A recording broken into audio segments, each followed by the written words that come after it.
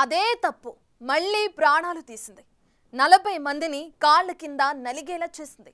వారి ఊపిరి ఆగిపోయేలా చేసింది. అంతులేని విషాదాన్ని మిగిలేలా చేసింది.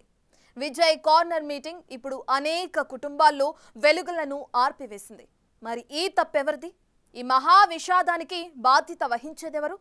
కాళ్ళ కింద చితికి చేరిన వారి జీవితాలకు సమాధానం చెప్పేదెవరు? అసలు ఏళ్లు గడుస్తున్నా ఇలాంటి విషాదాల సంఖ్య ఎందుకు పెరుగుతుంది?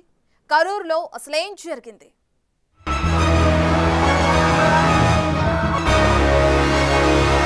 కరూరులో కాళ్ల కింద చితికిన అనేక జీవితాలు.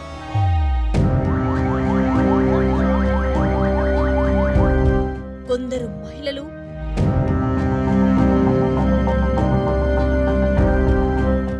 మరికొందరు చిన్నారులు.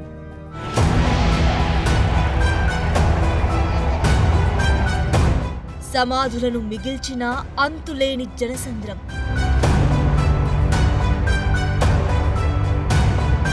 అనేక కుటుంబాల్లో చీకటిని నింపిన తొక్కిసలాట.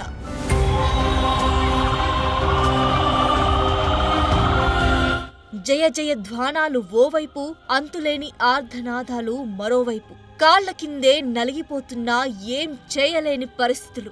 గుండె లవిసేలా రోధించిన తిరిగిరాని జీవితాలు. మొత్తానికి తమిళ సూపర్ స్టార్ విజయ్ కరూర్లో నిర్వహించిన ఓ కార్నర్ మీటింగ్ అతని జీవితంలో ఓ మాయని మచ్చగా మిగిలిపోయింది. అదే సమయంలో ఎన్నో కుటుంబాల్లో తీరని వెలితిని మిగిల్చింది. నిజానికి ఇది మాటలకందని విషాదం.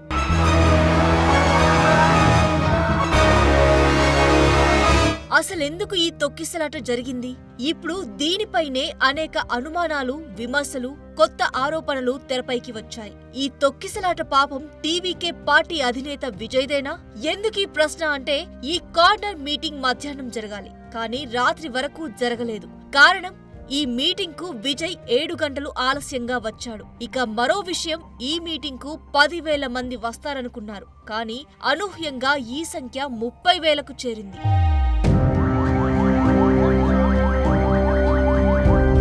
నిజానికి విజయ్ అక్కడికి చేరుకునే సమయానికే అభిమానులు, కార్యకర్తలు భారీ సంఖ్యలో గుమిగూడారు. రద్దీతో పాటు భరించలేని ఉక్కపోత కారణంగా అప్పటికే అనేక మంది స్పృహ తప్పి పడిపోయిన పరిస్థితి. కొందరికి తన వాహనంలో ఉన్న నీళ్ల బాటిళ్లను అందించే ప్రయత్నం చేశారు విజయ్. కానీ ఎప్పుడైతే విజయ్ అక్కడి నుంచి బస్సులో బయలుదేరారో అప్పుడే పరిస్థితి అదుపు తప్పింది.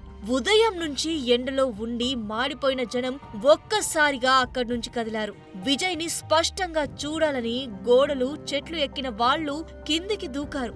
ఇదే సమయంలో విద్యుత్ సరఫరా కూడా ఆగిపోయింది. అసలే ఇరుకు రోడ్డు, చీకటి, ఆ దారిలోనే జన ప్రవాహం. దీంతో క్షణాల్లో పరిస్థితి అదుపు తప్పింది. ఒకరి మీద ఒకరు పడ్డంతో తొక్కిసలాట మొదలైంది. ప్రాణాలు గాల్లో కలిశాయి.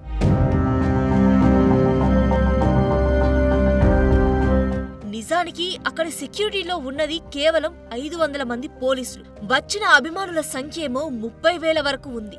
దీంతో సెక్యూరిటీ కల్పించడం కష్టమైంది. అంతేకాదు, సరైన బ్యారికేడ్లు లేవు. క్రౌడ్ ను కంట్రోల్ చేసేందుకు సరైన ఏర్పాట్లు లేకపోవడం కూడా శాపంగా మారింది. ప్రచార సభలో జరిగిన తొక్కిసలాటలో భారీ ప్రాణనష్టం వాటిల్లడంపై విజయ్ ఎక్స్ వేదికగా స్పందించాడు. తన హృదయం ముక్కలైందని, భరించలేని, వర్ణించలేని బాధ, దుఃఖంలో విలవిలలాడుతున్నానని అన్నారు. కరూర్లో ప్రాణాలు కోల్పోయిన ప్రియమైన సోదరులు, సోదరీమణుల కుటుంబాలకు ప్రగాఢ సానుభూతి తెలియజేస్తున్నానని తెలిపాడు. అటు తమిళనాడు ప్రభుత్వం కూడా వెంటనే స్పందించింది. అసలు తొక్కిసలాటకు కారణమేంటనే దానిపై జ్యుడిషియల్ విచారణకు ఆదేశించింది. తమిళనాడు ప్రభుత్వం మృతుల కుటుంబాలకు 10 లక్షల ఎక్స్గ్రేషియా ప్రకటించగా విజయ్ సైతం 20 లక్షలు ప్రకటించారు. ఇక ప్రధానమంత్రి నరేంద్ర మోడీ కూడా 2 లక్షలు ప్రకటించారు. ఇక్కడి వరకు అంతా బాగానే ఉంది. కానీ బాధాకరమైన విషయం ఏంటంటే, ఈ దారుణ ఘటనను అటు నేతలు కావచ్చు, ఇటు ప్రజలు ఎంతకాలం గుర్తుంచుకుంటారు అనేదే అసలు సమస్య. ఎందుకంటే మన దేశంలో తొక్కిసలాట ఘటనలు చాలా కామన్ గా మారడం ఇప్పుడు టెన్షన్ పెంచుతున్నాయి. ఎందుకంటే ఆర్సీబీ గెలిచిన తర్వాత నిర్వహించిన రోడ్ షో కారణంగా 11 మంది మృతి చెందారు. ఇది టాక్ ఆఫ్ ది నేషన్ గా మారింది. కానీ ఈ ఘటన నుంచి మనం ఏం నేర్చుకోలేదని విజయ్ పార్టీ కార్నర్ మీటింగ్ తో తేలిపోయింది. అటు ప్రభుత్వం కావచ్చు, ఇటు ప్రజలు కావచ్చు, తమ తప్పుల నుంచి నేర్చుకున్నది గుండు సున్నా అని అర్థమవుతోంది.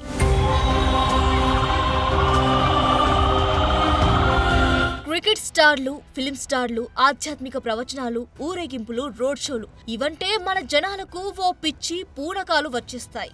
వీరంటే ఎంత పిచ్చి అంటే అర్థం కాని అవసరమైన పనులన్నీ చేస్తారు. దాన్నే గొప్ప అనుకుంటారు. అంటే చేయవద్దని కాదు, కానీ కాస్త కంట్రోల్ ఉండాలనేది ఓ అభిప్రాయం. సందర్భం ఏదైనా జనం పెద్ద ఎత్తున గుమిగూడుతున్నారు. తాము అభిమానించే వారిని దగ్గర్నుంచి చూడాలనుకుంటున్నారు. కానీ ప్రాణం కంటే ఏదీ ముఖ్యం కాదు అని ఎందుకు తెలుసుకోలేకపోతున్నారనేది అస్సలు అర్థం కాని విషయం.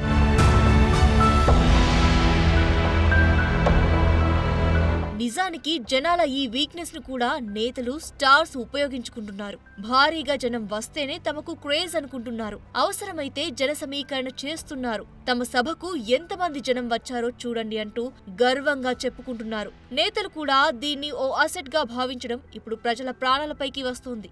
కానీ ఈ విషాదాలను కూడా రాజకీయాలకు వాడుకోవడం మరో దారుణమైన అంశం. ఫర్ ఎగ్జాంపుల్, ఈ తొక్కిసలాటని చూస్తే విజయ్ వల్లే ఈ మహా విషాదం అని కొందరు, కాదు పోలీసులు అక్కడ లాఠీచార్జ్ చేయడం వల్లే ఈ తొక్కిసలాట జరిగిందంటూ విజయ్ వర్గం విమర్శలు చేసుకుంటున్నారు.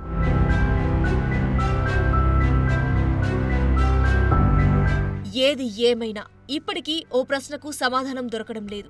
ఇప్పుడు ఈ విషాద ఘటనకు కారణమేంటి? హద్దులు దాటిన అభిమానానిదా? పాలకుల నిర్లక్ష్యానిదా? నేతల అత్యుత్సాహానిదా? ఈ ప్రశ్నకు సమాధానం తెలుసుకోవాలి. నిజానికి సమాధానం తెలుసుకున్నా పోయిన ప్రాణాలు అయితే తిరిగి రావు. కానీ మరో ప్రాణం పోకుండా, మరోసారి ఇలాంటి ఘటన జరగకుండా చర్యలు తీసుకోవచ్చు. వీరంటే ఎంత పిచ్చి అంటే అర్థం కాని అనవసరమైన పనులన్నీ చేస్తారు.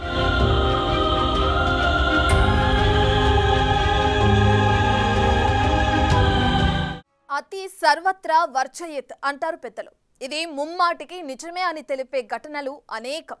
నేతలు కావచ్చు, ప్రజలు కావచ్చు, చేయాల్సిన దానికంటే ఏది ఎక్కువ చేసినా అది చేటే అని ఇప్పటికే అనేక సార్లు ప్రూఫ్ అయింది.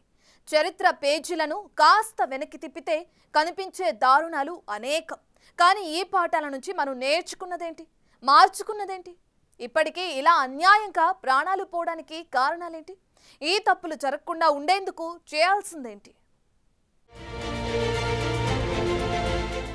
మన దేశంలో తొక్కిసలాటలో ప్రాణాలు పోయిన వారి సంఖ్య వేలల్లో ఉంటుందనేది నమ్మక తప్పని పరిస్థితి. కొన్ని ఘటనలకు అత్యుత్సాహం కావడంతో మరికొన్నిటికి పుకార్లు కారణం.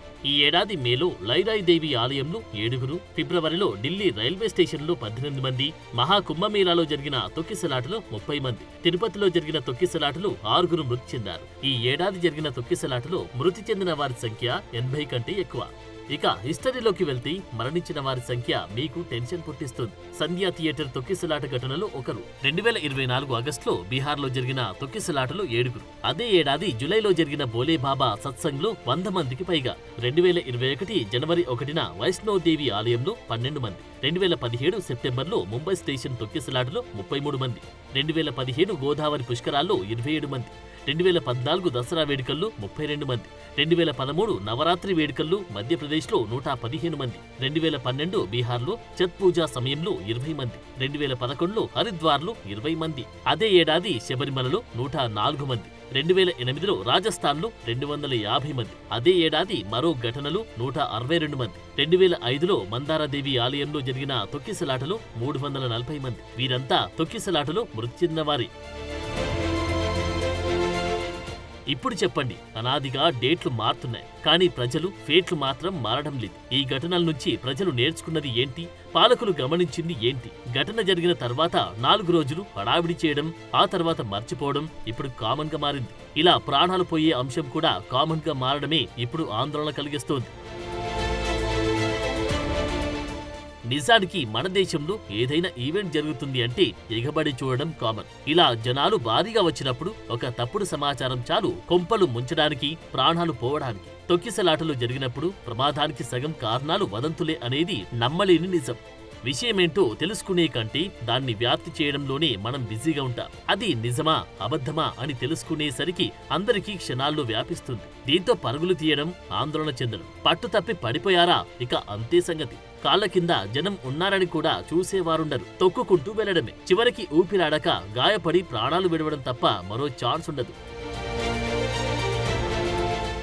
తొక్కిసలాట ఘటనలు అభివృద్ధి చెందిన దేశాల్లో చాలా తక్కువగా చూస్తుంటాం. ఎందుకంటే జనాభా తక్కువగా ఉంటుంది. కానీ మన దగ్గర పూర్తి రివర్స్ సీన్. మన దగ్గర జనాభా చాలా ఎక్కువ. దీనికి తోడు వదంతులను నమ్మడం, అతిగా అభిమానించడం, ప్రాణాలను రిస్క్ చేస్తూ స్టంట్లు చేయడం ప్రాణాలు పోయేందుకు ఎక్కువ కారణమవుతున్నాయి. నిజానికి అభిమానులకు కూడా కాస్త సెల్ఫ్ కంట్రోల్ అనేది చాలా అవసరమనిపిస్తుంది. మీ అత్యుత్సాహం, దానివల్ల ఏర్పడి అలజడి, అది మహా విషాదాలకు దారితీసే పరిస్థితులను ఇప్పటికైనా గమనించాలి. నిజానికి ఇప్పుడు టెక్నాలజీ పెరిగింది. స్మార్ట్ ఫోన్ అనేది ఓ నిత్యావసర సరుకుగా మారింది. నేతలు తాము ఏం చెప్పాలనుకున్నారు అనేది నేరుగా ప్రజలు చేరవేయవచ్చు. కానీ అలా కాకుండా ఇలా బల ప్రదర్శనకు పిలుపునివ్వడం ఇకనైనా తగ్గాలి. జంక్షన్లకు జామ్ చేసి ఊకదంపుడు ఉపన్యాసాలు ఇస్తూ ప్రజలను ఉద్ధరించాల్సిన అవసరం లేదనే చర్చ కూడా ఉంది. కానీ మార్పు ఓవర్ నైట్ లో రాదు. కానీ దానికి అనుగుణంగా అడుగులు పడాలి. కానీ ఇప్పటికీ అలాంటి అడుగులు పడకపోవడమే ఇప్పుడు అసలు సమస్య. ఇప్పటికైనా మనం మారాలి, నేతలు మారాలి, ప్రభుత్వాలు మేల్కోవాలి. సమస్యను లోతుగా అధ్యయనం చేయాలి. అప్పుడు మరికొందరి ప్రాణాలు అన్యాయంగా పోవు. లేదంటే ఈ సామూహిక హత్యల పాపం మనకు కూడా అంటుకున్నట్టే.